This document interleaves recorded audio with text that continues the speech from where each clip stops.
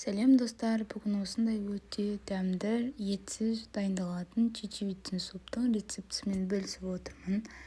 Алдымен пиязымызды ұсақтап тураймыз және сәбізімізді ұсақтап турап аламыз.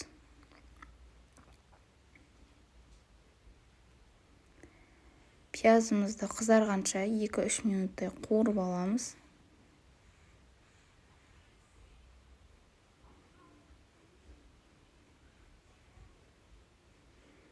Және сәбізімізді салып, тағы да 3-4 минут қуырып аламыз.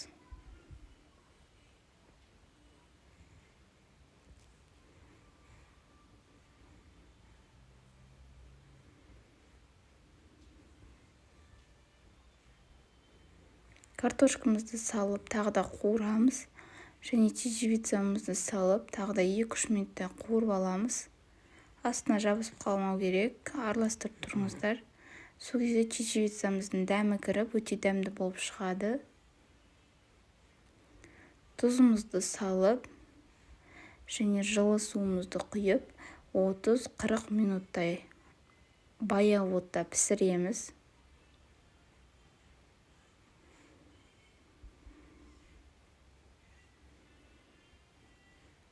Блендердің көмегімен барлығын езгілеп аламыз. Осымен чечевицин супымыз дайын. Осылай әдемілеп ұсынсаңыздар болады. Достар, менің YouTube каналыма тіркеліп, лайк, комментарий жазып кетіңіздер.